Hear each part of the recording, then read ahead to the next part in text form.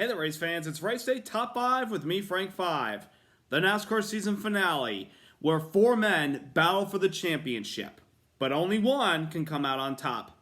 And this weekend, one of them captured his second Cup Series championship in a day that started with a little bit of shocking news, but ended with a dominant performance. Let's get into all that went down in the finale at Phoenix.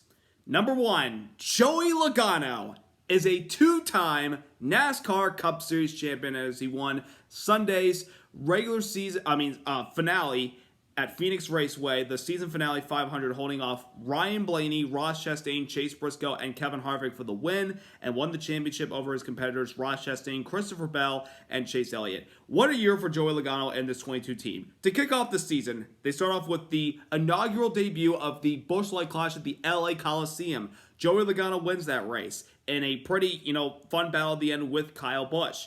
Then he got his first win of the regular season at Darlington in a little bit of controversial fashion, bumping William Byron out of the way into the wall with coming to the white flag in retaliation for what happened between both of them on a restart, but he went out and got the win anyways. Then we go to Gateway for the first time in Cup history. He beats Kyle Busch in a thrilling battle for the win at the very end.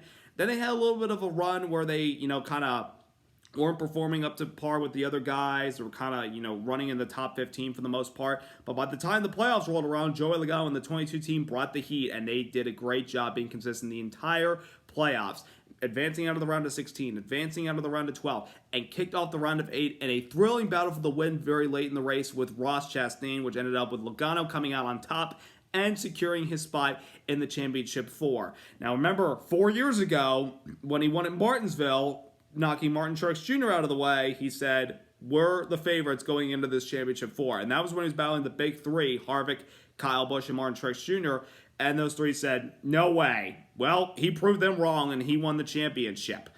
And he carried that momentum from the win at Las Vegas, knowing that he was already locked in, and focused all their efforts into the race on Sunday. And they kicked it off Saturday by winning the pole for the final race of the season. And after that, they were just so dominant out front. They spent 311 of the 312 laps in the championship lead during the race. That's a dominating performance by the 22 team. He was in the championship 4 2 years ago here, and he thought he had a chance, but lost the handling of the car in the final stage and let Chase Elliott go on and win the championship.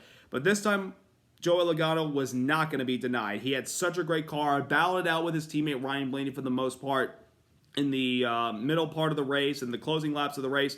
But Joey Logano, they were just, in his 22 team, they were just so dominant the entire day, and they led the most laps, and, they deserve to win this race, and they deserve to win the championship. I know a lot of people don't like Joey Logano, but you can't deny he's still a really good race car driver. He's only 30 years old. He's not, really, really old. He's been in the sport since 2009, so he's just been so good as a Cup driver since he came to the Cup Series. He started out slow, and then he went to Penske, and, just things got better for him, and he won 2 championships at Daytona 500. Just an unbelievable year for Joey Logano, and an unbelievable year for the 22 team, and also a big year for not just Logano, but for Roger Penske. He has won 2 championships this year, one with Joey Logano in the Cup Series, and with Will Power in the IndyCar Series. And this is also Paul Wolfe, who is Joey Logano's crew chief, his second Cup championship. 10 years ago, he was celebrating the championship with Team Penske as Brad Keselowski's crew chief.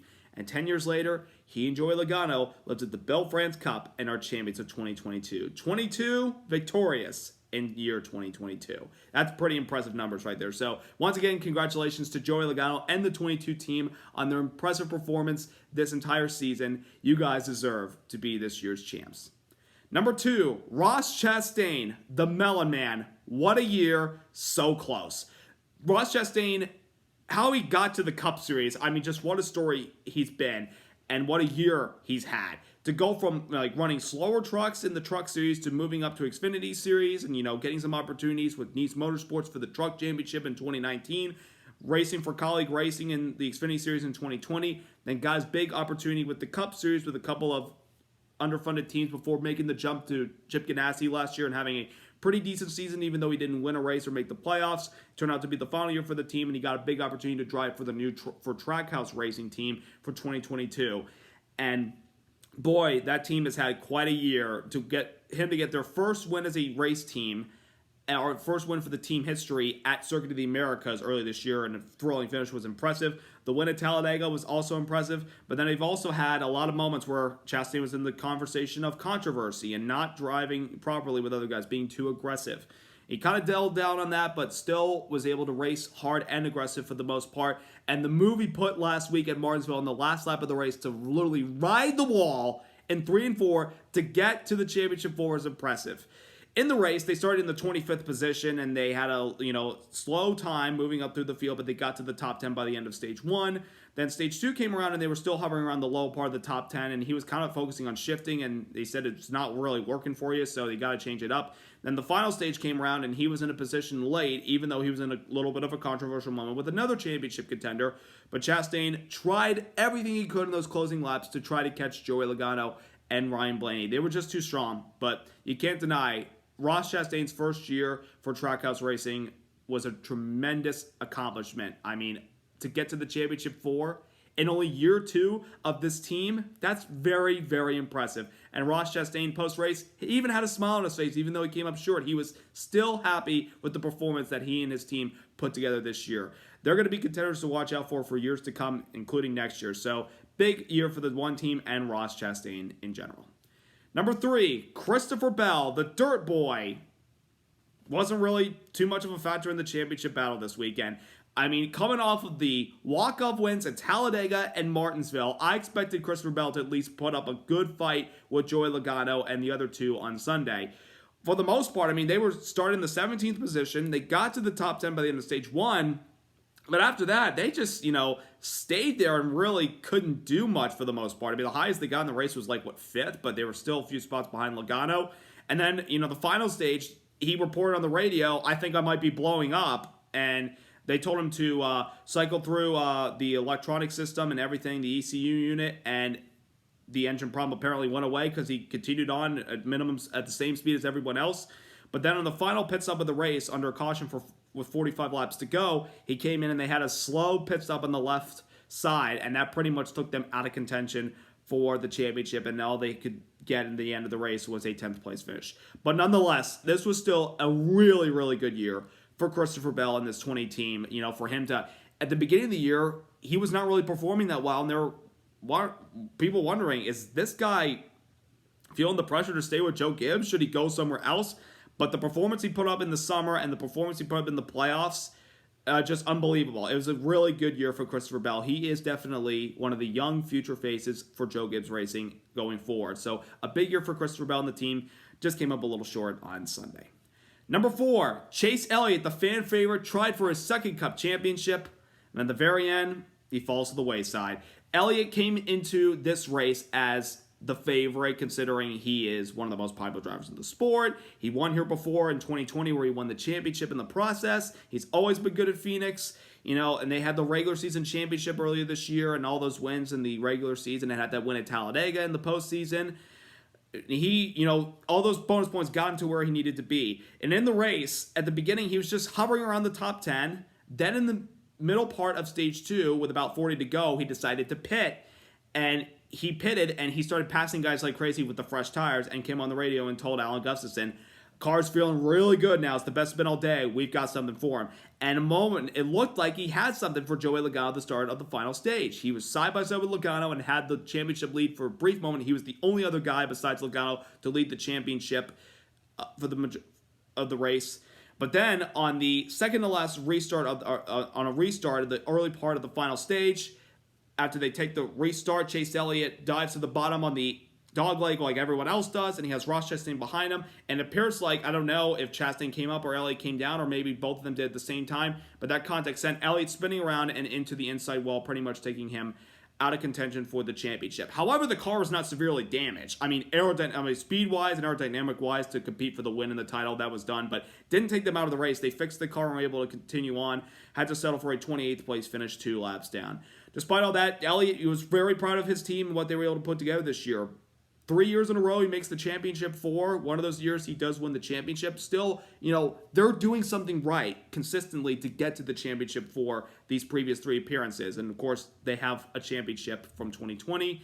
They came up short last year, and they come up short once again this year. But nonetheless, the season they had in the regular season was impressive. And that's kind of the reason why he made the championship for it, because quite honestly, in the playoffs, it's not been really good for the 9 team, despite the win at Talladega. They only had 2 other top 10s other than the Talladega win, and that was the 2nd place finish at Bristol and the 10th place finish he got at Martinsville last week. So it was kind of a rough playoffs for the 9 team, but I think they'll learn on some things from these playoffs, and they'll try to adjust the next time they're in this position next year, because you better believe that Chase Elliott is going to be a contender once again next year. It's a great year for the 9 team. Came up a little short, but they'll be back next year.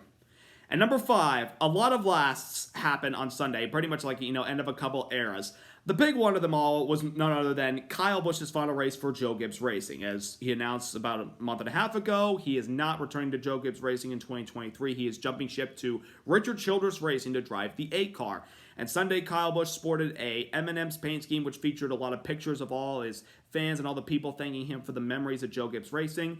And came out at the end of that race with a 7th place finish. I think is a pretty good way to end your tenure for Joe Gibbs Racing. I mean, it's going to be a little weird to see him in the 8 car at RCR next year, but, Kyle Busch has done a lot for Joe Gibbs, and he has a lot to be proud of for what he and Joe accomplished with 2 Cup championships and an Xfinity championship, and how he was able to kind of get started with his truck team. And by the way, he announced he's going to have a truck team next year driving Chevrolets, and he'll drive some of those races in one of those trucks.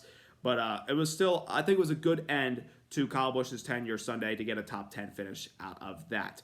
Another couple of lasts featured the last race for Greg Ives as a NASCAR Cup Series crew chief atop the pit box for Alex Bowman, who came back in the car this weekend after having to set out the previous few races for concussion-like symptoms from his Texas crash.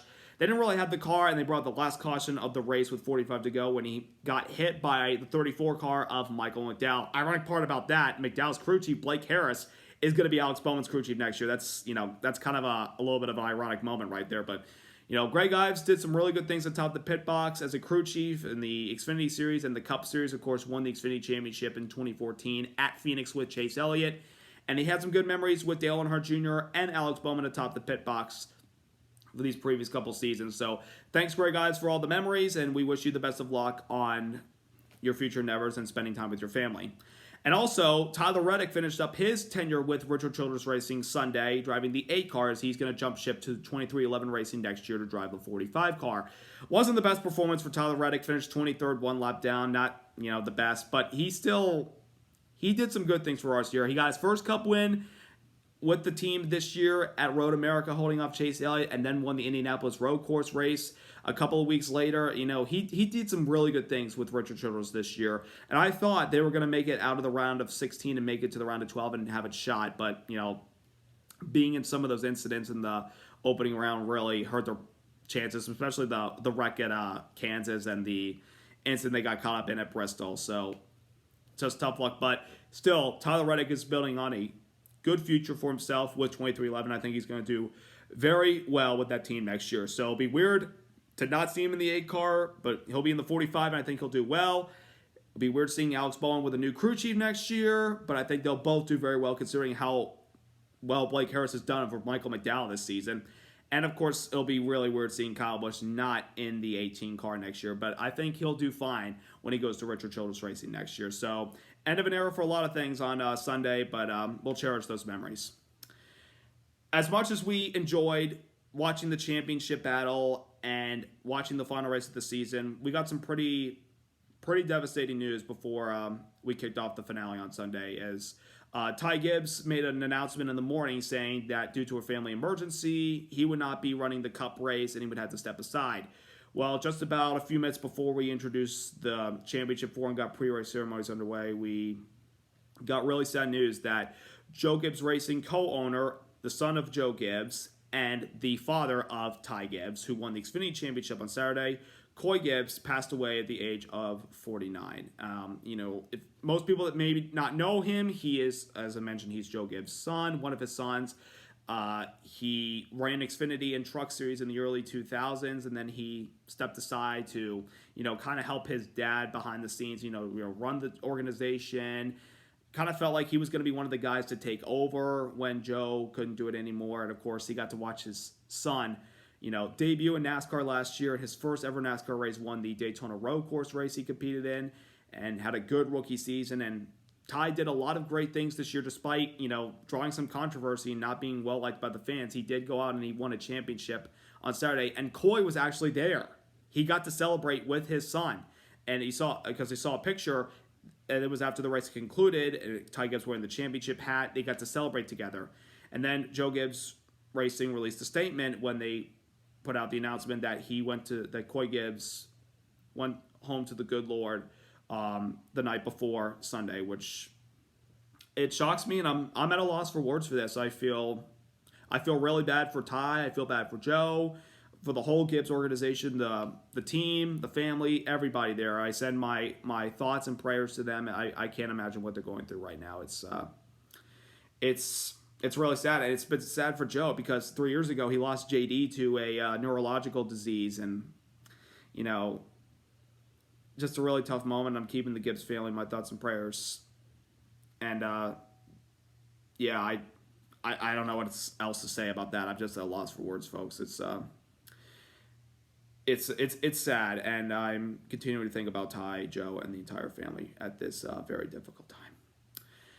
So with that all being said, the season has officially come to a close. What a year we've had with a brand new car, some new venues we went to, a lot of great racing, some interesting controversial moments, and we crowned a champion at the end of the year in Joey Logano.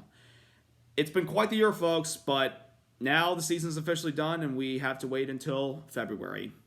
I want to say a little thing before I sign off. I'll do follow up to the season the coming days and talk about what I thought about the season and sign off for the rest of the year before I get ready to enjoy the holidays, and they'll be back for action in 2023. I want to say this, and this is kind of due to the passing of Coy Gibbs. Cherish every moment. Spend every day with your friends and family as much as you can. And spend as much time with them as you possibly can, because you don't know when your last day on earth is going to come. You'll never expect it. Cherish every moment, every day. Please do. Be with the people you love most. Enjoy the holidays. Enjoy these upcoming holidays. Thanksgiving, Christmas, Hanukkah, New Year's, everything. Spend as much time with your family during these holidays as you can, because you don't know how much longer you're going to be, standing above Earth before your time comes to go. Just spend time with everyone as much as you possibly can. I do that as much as I possibly can, and I look forward to doing that over these holidays. And I hope you all will do the same. So with that being said, thank you so much for watching, and thank you for watching me throughout this entire 2022 NASCAR Cup Series season.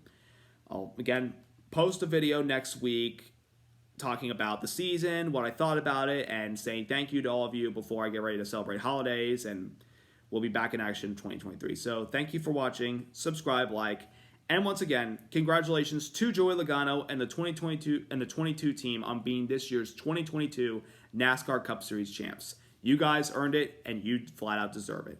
Thank you so much for watching, everybody. Have a wonderful night.